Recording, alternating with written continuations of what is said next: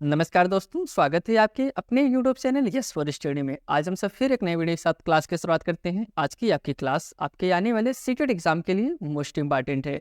जैसा कि आप सब जानते हैं, सीटेट एग्जाम के लिए अगर कोई स्टडी मटेरियल सबसे ज़्यादा महत्वपूर्ण है तो वो होता है आपका प्रीवियस ईयर क्वेश्चन पेपर। पहले आपको हम यही बताते हैं इतना महत्वपूर्ण क्यों होता है प्रीवियस ईयर क्वेश्चन पेपर। क्योंकि दोस्तों जो सीटेट का एग्जाम होता है वह कंसेप्चुअल बेस पे होता है, तर्क आधारित पे होता है। जिस बच्चे की सोचने की क्षमता, तर्क कहने की क्षमता तीव्र होती है, वो बच्चा अच्छा स्कोर लाता है। इसलिए आप क्वेश्चन को रटने का प्रयास न करिए, क्वेश्चन रटेंगे आप पास हो जाएंगे। आपको क्वेश्चन की लैंग्वेज को समझना होगा, कैसे क्वेश्चन को घुमा फिरा के पूछा जाता है। इसमें आपके पास 4 ऑप्शन होते हैं। आपको लगेगा 4 के चारों ऑप्शन सही हो सकते हैं और सही भी रहते हैं, चारों ऑप्शन सही रहते हैं। लेकिन वहाँ पे समझना पड़ेगा चारों ऑप्शन में कौन ऑप्शन सबसे ज़्यादा सही है, वही आपका राइट आंसर होता है। आज जो पेपर हम सब सॉल्व करेंगे 7 फरवरी 2023 में जो आपका सीटेट का एग्जाम हुआ था, उसी दिन क्वेश्चन पेपर पूछा गया था। यह पेपर 2 है दोस्तों। पेपर 1 को हम सब कंप्लीट कर चुके हैं। पेपर 2 के अंतर्गत सीडीपी बाल विकास के जो 30 क्वेश्चन पूछे जाते हैं, इसी 30 क्वेश्चन को हम सब कवर करेंगे। अगर आप इस चैनल पर नए हैं तो चैनल को जरूर सब्सक्राइब करिए और अपने दोस्तों के साथ भी जरूर शेयर करिए। आपको इस चैनल पर सीटेट में जितना भी सब्जेक्ट है, सब सब्जेक्ट की थ्योरी क्लासें, एनसीईआरटी की क्लासें, साथ में साथ जो सबसे ज़्यादा महत्वपूर्ण है 2011 से लेकर अब तक आपके जितने भी सीटेट के एग्जाम हुए, आप यहाँ पे देख भी रहे होंगे, सभी previous year question paper daily solve कराए जा रहे हैं। आइए दोस्तों हम सब आगे बढ़ते हैं और क्लास की शुरुआत करते हैं। पहला जो क्वेश्चन दिया गया है, पहला क्वेश्चन है निम्नलिखित में से कौन सा सूक्ष्म गत्यात्मक कौशल का उदाहरण है। किसकी बात करें? सूक्ष्म दोस्तों। सूक्ष्म पहला ऑप्शन है सड़क पर दौड़ना, सेकंड ऑप्शन है नदी में तैरना, थर्ड ऑप्शन है फुटबॉल को लात मारना, लास्ट है धागे में मोती पिरोना। सूक्ष्म मतलब दोस्तों छोटा, आप जानते हैं ना, सूक्ष्म मतलब छोटा होता है। तो छोटा गत्यात्मक कौशल कौन सा है? आप कहेंगे ऑप्शन 4 ही आपका राइट आंसर होगा। धागे में मोती का पिरोना दोस्तों आपका सूक्ष्म गत्यात्मक कौशल कहलाएगा। बाकी सड़क पर दौड़ना, नदी में तैरना, फुटबॉल को लात मारना, ये सब आपके सूक्ष्म गत्यात्मक कौशल के उदाहरण नहीं है। अगले क्वेश्चन बढ़ते हैं। विकास का शीर्षगामी, विकास का शीर्षगामी सिद्धांत अनुदेशित करता है कि विकास। देखिए, विकास के बाद अगर हमसे बात करें तो विकास जो है, किसी बच्चे का विकास कैसे होता है आप जानते रहे। बच्चे का विकास सर से पैर की तरफ होता है, केंद्र से बाएं की तरफ होता है। ये चीज आप जानते रहिए। कह रहे हैं कि सिर से पाँव की ओर होता है, या फिर जटिल से सरल की ओर बढ़ता है, या फिर विशिष्ट से सम्मानित की ओर बढ़ता है, या लास्ट है बाएं से केंद्र की ओर बढ़ता है। देखिए, हमने आपको बताया बच्चे का विकास कैसे होता है, केंद्र से बाएं की तरफ होता है। फोर्थ ऑप्शन नहीं होगा, विशिष्ट से सम्मानित की ओर। आप कहेंगे बच्चा पहले सूत्र बनाना सीखेगा तब छोटी छोटी चीजें थोड़ी जानेगा। पहले बच्चा छोटी छोटी चीजें जानने का प्रयास करता है तब सूत्र बना लेता है। इसलिए थर्ड ऑप्शन भी आपका गलत हो जाएगा। जटिल से सरल नहीं दोस्तों, बच्चे का विकास हर समय सरल से जटिल की तरफ होता है। फर्स्ट ऑप्शन है सिर से पाँव की ओर बढ़ता है। तो ये दोस्तों एकदम फर्स्ट ऑप्शन आपका राइट है। फिर बच्चे का जो शीर्षगामी सिद्धांत क्या कहता है कि बच्चे का विकास सिर से पाँव की तरफ होता है और केंद्र से बाएं की तरफ होता है। नेक्स्ट क्वेश्चन चलते हैं। बच्चे में सामाजिकरण की प्राथमिक संस्था है और द्वितीयक संस्था आपको बताना है। देखिए, बच्चे का जो सामाजिकरण की अगर हम सब बात करें तो सामाजिकरण की प्राथमिक संस्था के अंतर्गत वह संस्था आती है जिसमें बच्चा स्वयं से आता है। जैसे परिवार हो गया, दोस्त हो गए, पड़ोसी हो गए, इसमें बच्चा स्वयं से आता है, इसलिए प्राथमिक सामाजिकरण की संस्था है। द्वितीयक सामाजिकरण की संस्था जिसमें बच्चा दूसरे के द्वारा लाया जाए, वह स्वयं से नहीं आता, किसी दूसरे के द्वारा लाया जाता है, वो आपकी द्वितीयक संस्था कहलाती है। प्राथमिक संस्था क्या है? एकदम नजदीकी आस पड़ोस। सेकंड है जन संचार माध्यम। थर्ड है मुद्रित माध्यम। सेकंड धार्मिक संगठन। फिर विद्यालय, परिवार, कानून, समाचार पत्र। देखिए, विद्यालय आपका कौन सा समाजीकरण में आता है? विद्यालय आपका सेकेंडरी समाजीकरण में आता है, परिवार आपका फर्स्ट में आता है। तो ऑप्शन थर्ड आपका गलत हो जाएगा। अगर उल्टा होता फिर सही होता।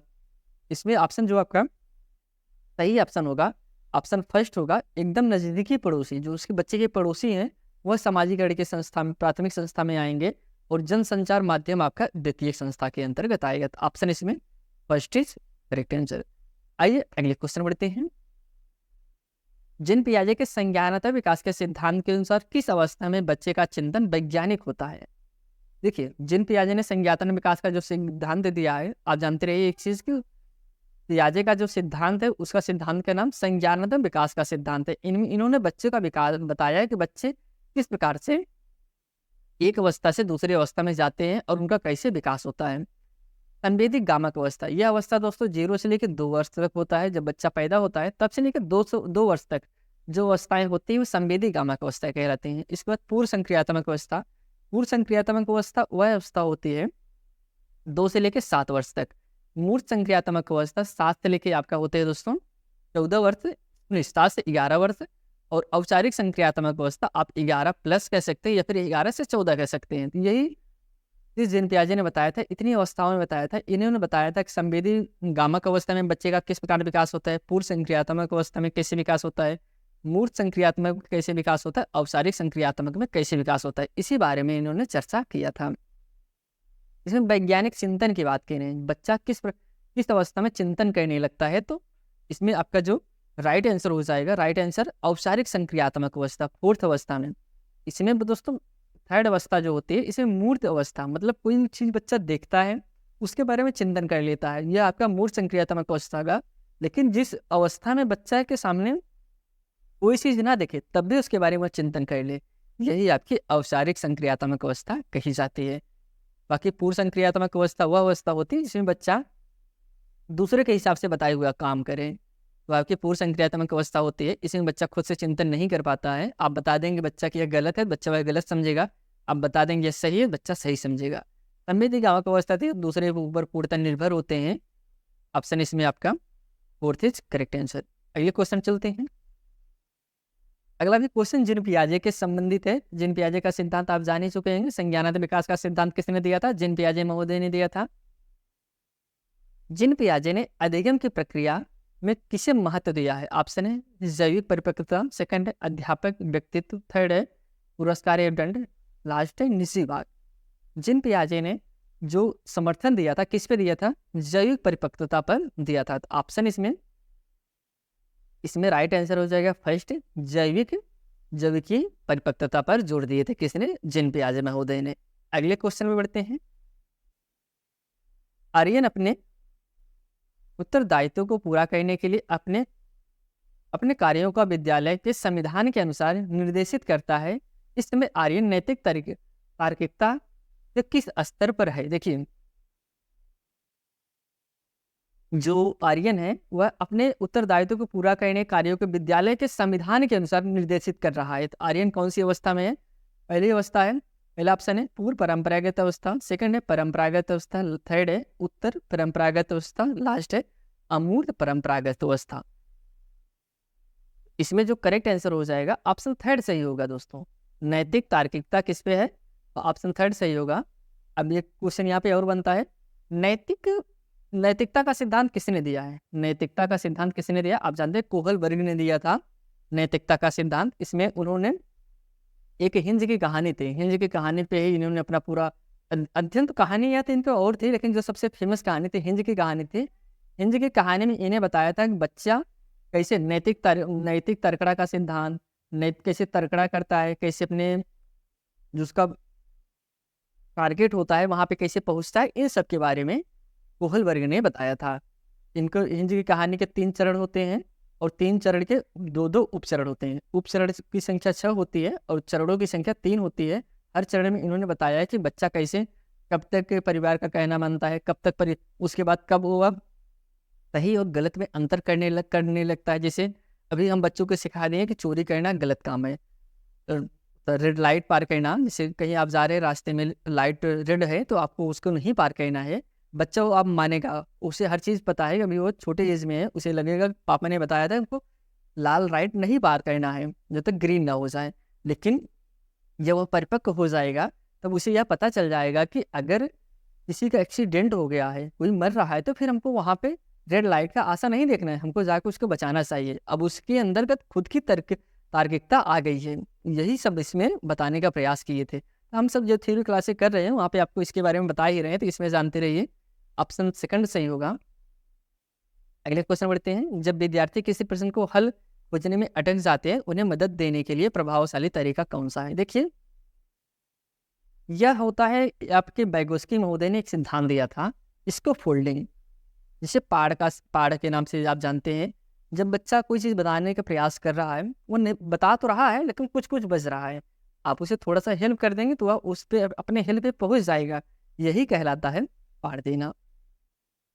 इसमें क्या करें, जब विद्यार्थी प्रश्न को हल खोजने में अटक जाते हैं, उन्हें मदद के प्रभावशाली कौन सा तरीका है बताने पर। पहला है प्रत्यक्ष रूप से उत्तर बता देना। आप सीधा सीधा आंसर ही बता देंगे, कहीं कि नहीं, आपको सीधा आंसर नहीं बताना चाहिए, बल्कि उन्हें इशारे में या फिर थोड़ा हट के अलग तरीके से बताना चाहिए, ताकि वह अपना सोच, अपनी थिंकिंग इस्तेमाल करें। सेकंड है गलत उत्तर के लिए दंड देना, ऐसा नहीं करना चाहिए। आंशिक रूप से हल समाधान प्रस्तुत करना। लास्ट है आप प्रासंगिक सूचनाओं द्वारा प्रश्न को जटिल बना देना। आप कहेंगे तीनों ऑप्शन इसमें गलत है। सही ऑप्शन है थर्ड ऑप्शन है आंशिक रूप से। आप थोड़ा सा बताइए ताकि वो अपने उत्तर पर पहुंच जाए। ऑप्शन इसमें थर्ड इज करेक्ट आंसर। अगले क्वेश्चन चलते हैं। विद्यार्थी में संज्ञानात्मक विकास को सम्मिलित करने के लिए ले बैगोस्की ने किसकी अनुशंसा की है? ऑप्शन है पहला व्याख्यात्मक शिक्षण, सेकंड है उद्दीपन प्रतिक्रिया अनुकूलन, थर्ड है निष्क्रिय अनुकरण, लास्ट है समर्थित अधिगम। इसमें जो करेक्ट हो जाएगा ऑप्शन नंबर समर्थित अधिगम, option fourth is correct answer. ले बैगोस्की महोदय ने इसकी अनुशंसा की थी, समर्थी अधिगम। और ले बैगोस्की का जो सिद्धांत था आप जानते हैं, सामाजिक संस्कृति का जो सिद्धांत था वो किसने दिया था? आपके बैगोस्की महोदय ने दिया था। इनका मानना था कि बच्चा जो है संस्कृत के माध्यम से, संस्कृत मतलब सांस्कृतिक समझिए, संस्कृति नहीं दोस्तों, सांस्कृतिक के माध्यम से उसका जो कल्चर है उसके माध्यम से बहुत अच्छा से सीखता है, या फिर समाज के द्वारा सीखता है। आइए हम सब आगे बढ़ते हैं अगले क्वेश्चन पे। प्रगतिशील शिक्षा की बात करें। प्रगतिशील शिक्षा पहला ऑप्शन है विद्यार्थियों को ज्ञान के सृजन में सक्रिय प्रतिभागी मानती है। सेकंड है अध्यापकों को ज्ञान के सर्वाधिक प्रमुख स्रोत मानती है। देखिए अध्यापकों को बात करें, प्रगतिशील शिक्षा का मतलब यह होता है कि सर्वा बच्चा वो टीचर होता है, नहीं दोस्तों, यह गलत हो जाएगा। विद्यार्थियों को ज्ञान के निष्क्रिय गृहकर्ता मानती है। बच्चों को कह रहे हैं निष्क्रिय है, ऐसा ये भी ऑप्शन गलत हो जाएगा। पाठ्य पुस्तकों को ज्ञान सृजन की प्रक्रिया में असंगत मानती है, तो यह भी आपका गलत हो जाएगा। इसमें जो करेक्ट आंसर हो जाएगा ऑप्शन फर्स्ट है। प्रगतिशील शिक्षा का मतलब यही होता है कि विद्यार्थियों को ज्ञान के सृजन में सक्रिय प्रतिभागी मानती है। Option first correct answer. आइए हम सब अगले क्वेश्चन चलते हैं। आसमिया दूसरों की मनोदशा और अफ्रीड़ा के प्रति समझ बना लेने की उच्च स्तरीय योग्यता के कारण अपने मित्रों में बहुत ही लोकप्रिय हार्वर्ड गार्डन के बहुबुद्धि सिद्धांत के अनुसार आसिमा खाली जगह बुद्धि की उच्च स्तरीय क्षमता रखती है। देखिए सबसे पहले इसमें एक चीज जानिए कि बहुबुद्धि का सिद्धांत दिए किसने थे? आपके हार्वर्ड गार्डन महोदय ने दिया था। इन्होंने बताया था कि बुद्धि जो है अलग अलग प्रकार से होती है, एक प्रकार से बुद्धि नहीं होती। और सही भी दोस्तों कि बुद्धि जो है सभी लोगों में अलग अलग प्रकार से होती है। किसी में अलग कौशल होता है, किसी के तर्क करने की क्षमता, सोचने की क्षमता अलग अलग होती है। तो वही बताने का प्रयास किए थे। इसमें जो आसमिया है क्या कर रही है इसको बताइए पहले आप। आसमिया दूसरों की मनोदशा, आसमिया क्या कर रही है? आसमिया दूसरों की मनोदशा और अफ्रीड़ा का प्रति समझ बना लेने की उच्च स्तरीय योग्यता के कारण है। और दूसरों की जो मनोदशा है उसको समझ ले रही है। ये कौन सी बुद्धि कहलाएगी? अंतरावैयक्तिक, प्रकृतिवादी, संगीत या फिर तार्किक गणितीय बुद्धि। इसमें जो करेक्ट आंसर हो जाएगा अंतरावैयक्तिक कहलाते हैं। कौन कहलाते हैं? अंतरावैयक्तिक। जो दूसरे की मनोदशा को समझ ले वह आपके अंतरावैयक्तिक होती है। एक होता है अंतरावैयक्तिक, एक होता है अंतरवैयक्तिक। दोनों में अंतर होता है, इस चीज आप जानते रहिए। अगला क्वेश्चन है अध्यापक को शिक्षण अधिगम प्रक्रिया में विद्यार्थियों के लिए परियोजना कार्य, समूह कार्य, चर्चाएं और वाद विवाद को शामिल करना चाहिए। किसकी बात करें? शिक्षण अधिगम प्रक्रिया में। यह सही है दोस्तों, इस प्रकार से बच्चों को शिक्षा दी जानी चाहिए। सेकंड है अधिगम विद्यार्थियों को सामाजिक संस्कृतियों के संदर्भों से स्वतंत्र है। आप इनका कहने का मतलब है, आर का कहने का मतलब है कि जो अधिगम होता है वह बच्चे का जो सामाजिक संस्कृति होता है उससे अलग होता है, वो स्वतंत्र है। ऐसा नहीं होता, जो बच्चे का सीखने की प्रक्रिया होती है वह समाज से ही होती है, संस्कृति से ही होती है। तो ऑप्शन आपका आर गलत हो जाएगा। ऐसा ऑप्शन कोई है? हाँ, option third is right answer. Third सही है, ये सही है, लेकिन आर गलत है। अगले क्वेश्चन चलते हैं। लड़के गणित में अच्छे होते हैं, लड़कियां संगीत और नृत्य में अच्छी होती है। यह कथन किसकी ओर इंगित करता है? देखिए जैसे मैं घर पे कोई रिलेशन के आ गए, आपके जो गरीब घर वाले होते हैं सीधा कहते हैं बेटी जाकर चाय बनाओ। कभी ऐसा सुना है कि बेटा जाके चाय बनाओ? ऐसा नहीं सुने होंगे। ऐसा क्यों? क्या सिर्फ कहीं प्रमाणित हो गया है कि लड़कियां ही चाय बनाएंगी, लड़के चाय नहीं बना सकते? सब्जी लाना हो, बाजार जाना हो तो आप कहेंगे बेटा जाके सब्जी लाओ, बाजार जाओ। लड़कियां भी तो जा सकते हैं। यही दोस्तों आपके जेंडर रूढ़वादिता कहलाते हैं, जहाँ पर हम जेंडर को अलग अलग महत्व दें। ऐसा तो है नहीं कि जैसे कहते हैं ना लड़कियों का मैथ कमजोर होता है, लड़कों का तीव्र होता है। क्या ऐसा कहीं प्रमाणित है? कहीं बुक में आपको लिखा गया है, प्रमाण है कि हाँ लड़कियों का मैथ कमजोर होता है? नहीं। बहुत लड़के भी ऐसे होते हैं जिनका मैथ बहुत गंदा होता है, और बहुत लड़कियां होती है जो मैथ में बहुत अच्छा करती हैं। इसलिए आप यह नहीं कर सकते कि लड़कियों के लिए सिर्फ गृह विज्ञान बना है और लड़कों के लिए सिर्फ मैथ बना है। यह क्या कहलाएगा? जेंडर रूढ़वादिता, जेंडर समानता, जेंडर सीमितता, जेंडर समतुल्यता। यह जेंडर रूढ़वादिता कहलाएगा। तो ऑप्शन इसमें फर्स्ट इज करेक्ट आंसर। अगला क्वेश्चन बढ़ते हैं। अगला जो क्वेश्चन है, विद्यार्थियों के विविध प्रकार के अधिगम आवश्यकता को संबोधित करने के लिए अध्यापकों को क्या नहीं करना चाहिए? देखिए इसमें नहीं पूछा गया है, और जिस भी ऑप्शन में आपको नहीं पूछा जाए उसे आप थोड़ा सा हाईलाइट कर दीजिएगा, क्योंकि बच्चों ध्यान नहीं देते और वही क्वेश्चन गलत करके चले आते हैं। पहला ऑप्शन है, इसकी बात करें विद्यार्थियों के विविध प्रकार के अधिगम आवश्यकताओं को संबोधित करने के लिए। पहला ऑप्शन है, विषय वस्तु को विभिन्न तरीकों से प्रस्तुत करना चाहिए। सेकंड है, विद्यार्थियों में अधिगम और स्वयं नियमन कौशल विकसित करने चाहिए। थर्ड है, विद्यार्थियों के निपुणता उन्मुखी लक्ष्य बनाने के लिए प्रोत्साहित करना चाहिए। लास्ट है, विद्यार्थियों को उनके सामाजिक संदर्भों के आधार पर नामीकरण, लेवल और वर्गीकरण करना चाहिए। देखिए नामीकरण आप किसी को नहीं कर सकते, लेवलिंग नहीं कर सकते कि सबको अलग अलग कर दें। ये ऑप्शन आपका गलत हो जाएगा, और गलत ही हमको बताना था, तो ऑप्शन इसमें फोर्थ इज करेक्ट आंसर। अगले क्वेश्चन चलते हैं। गतिविधि के दौरान अधिगम अंतरों, कमियों को समझने के लिए आकलन का प्रभावशाली तरीका कौन सा नहीं है? यहाँ पे भी नहीं है, तो आप इसे थोड़ा सा हाईलाइट कर दीजिएगा। किसकी बात करें? गतिविधियों के दौरान। ऑप्शन है पहला, मानकीकृत परीक्षणों पर आधारित आकलन, रचनात्मक आकलन, सहपाठी आकलन, स्व आकलन। आप कहेंगे ये तीनों आकलन बच्चे के लिए महत्वपूर्ण है, लेकिन इसमें जो फर्स्ट आकलन है मानकीकृत, स्टैंडर्ड आपको नहीं करना है। तो ऑप्शन फर्स्ट इज गलत है, और यही आपका राइट आंसर हो जाएगा। नेक्स्ट क्वेश्चन चलते हैं।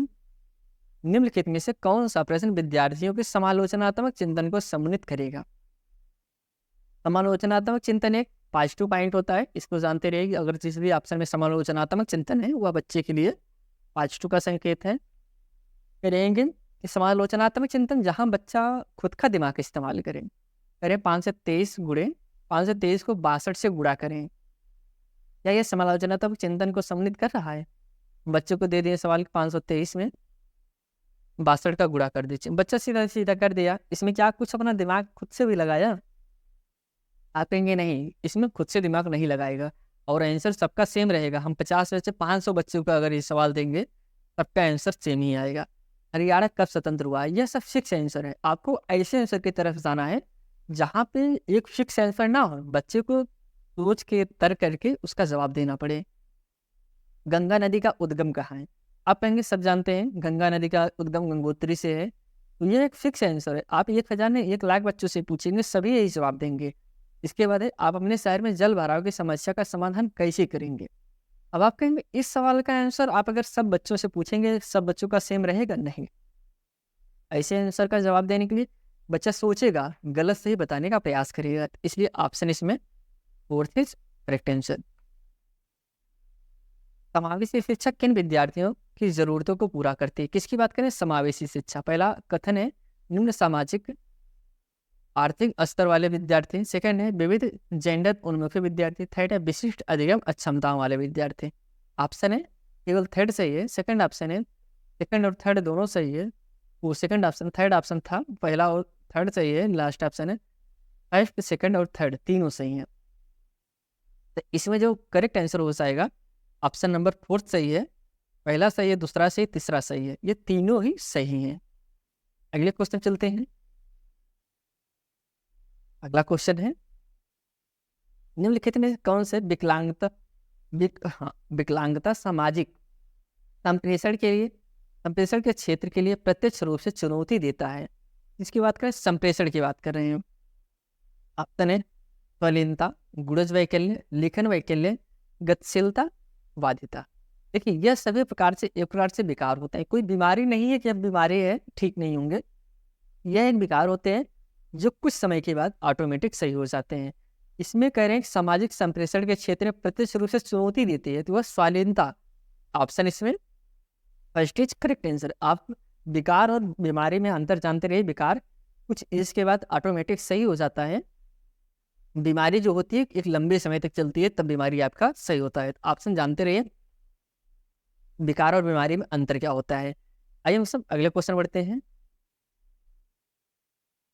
ध्यान अवधान अति क्रियाशीलता विकार से जूझ रहे ADHD क्या है दोस्तों? ADHD विद्यार्थियों की आवश्यकताओं को संबोधित करने के लिए एक अध्यापक को क्या करना चाहिए? एक ही समय पर अनेक कार्य करने के लिए देना चाहिए, परिवेश में विकर्षण को कम से कम करना चाहिए। थर्ड है ऐसे प्रदत्त कार्य देना चाहिए जिनमें लंबी अवधि वाले ध्यान की जरूरत हो। लास्ट है ऐसे कार्य देने चाहिए जिसमें सहपाठियों को निष्क्रिय रूप से सुनना हो। देखिए ADHD की अगर हम सब बात करें, इसमें जो करेक्ट आंसर हो जाएगा ऑप्शन सेकंड सही है, परिवेश में विकर्षण को कम करना। Option second is right answer. अगले क्वेश्चन चलते हैं। निम्नलिखित में से कौन सा प्रावधान गत विषयक विकलांगता वाले विद्यार्थी के सफल समावेशन को सुनिश्चित करता है? ऑप्शन है पहला भवन तक पहुंच को आसान बनाने के लिए रैंप और लिफ्ट। सेकंड है बैठने की व्यवस्था में जल्दी बदलाव। सेकंड है भवन की ऊपरी मंजिल पर कक्षाएं आयोजित करना। लास्ट है ऐसी गतिविधियों को भी अविकल्पित करना जिनमें जल्दी गतिशीलता की आवश्यकता है। अब इसमें जो आपका राइट आंसर हो जाएगा ऑप्शन नंबर फर्स्ट सही है। किसकी बात है? विकलांगता वाले विद्यार्थियों के सफल समावेशन को सुनिश्चित करता है। तो आप जो बच्चा विकलांग है उसके लिए व्यवस्था करिए कि वह बच्चा सही से विद्यालय में पहुंच पाए, इसलिए ऑप्शन इसमें फर्स्ट सही होगा। भवन तक पहुंच को आसान सुगम बनाने के लिए आप रैंप का प्रयोग करें, लिफ्ट का प्रयोग करें। Option first is correct answer. Next question चलते हैं।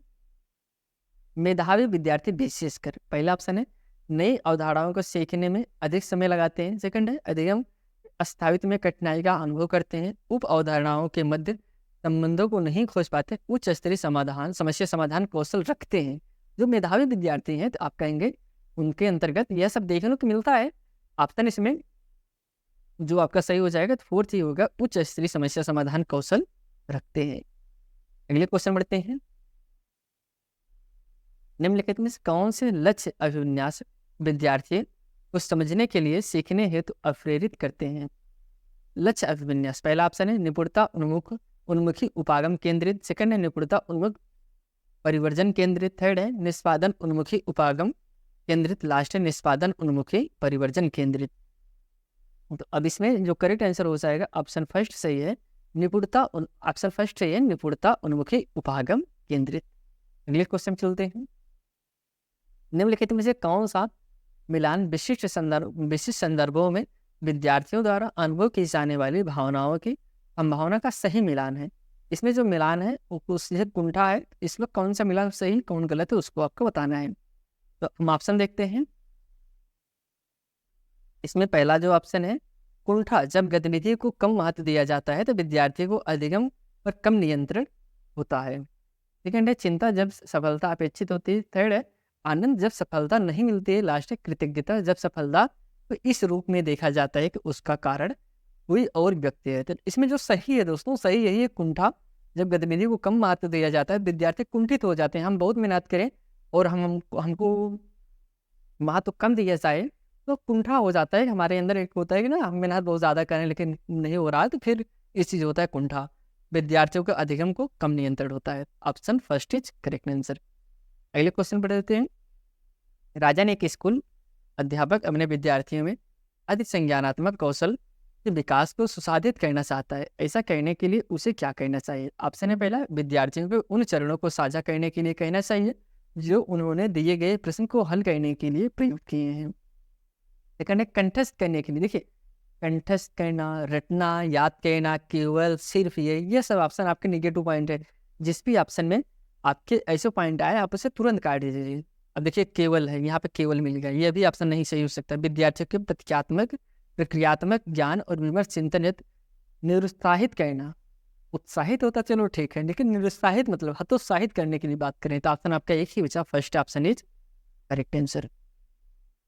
अगले क्वेश्चन बढ़ते हैं। सामाजिक रचनावादी परिवेश खाली जगह और फिर खाली जगह के द्वारा परिलक्षित होता है। ऑप्शन है पहला बैठने की स्थिर व्याख्या, मानकीकृत पाठचर्या, सेकंड है अध्यापक केंद्रित शिक्षण शास्त्रीय प्रविधियां, कंठस्थीकरण वेबल। देखिए यहाँ पे क्या करें, कंठस्थीकरण वेबल। कंठस्थीकरण आपका कैसा होता है, आपका निगेटिव पॉइंट तो होता है, लेकिन हम और ऑप्शन देख लेते हैं। विद्यार्थी केंद्रित शिक्षा शास्त्रीय प्रविधियां, ज्ञान सृजन हेतु अनुकूल प्रवेश, लास्ट है संस्कृत के रूप में अप्रशासनिक पाठचर्या, परीक्षा केंद्रित। आप कहेंगे परीक्षा केंद्रित मतलब आपके पहला ऑप्शन नहीं, देखिए मानकीकृत आपको पहले ही बताए थे ना कि जिस ऑप्शन में मानकीकृत आ जाए वो ऑप्शन आपका नहीं सही होगा, कंठस्थीकरण नहीं सही होगा।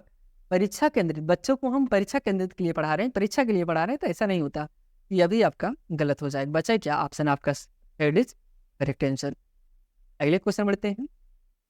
विद्यार्थियों की सक्रिय संलग्नता ऐसी कक्षा संस्कृति की मांग करती है जो खाली जगह है और फिर खाली जगह को सम्मिलित करते करें। पहला कथन है ज्ञान के पुनरुत्पादन, सेकंड है जानकारी के मात्र प्रत्यास्मरण, थर्ड है विमर्श चिंतन, लास्ट है चर्चा।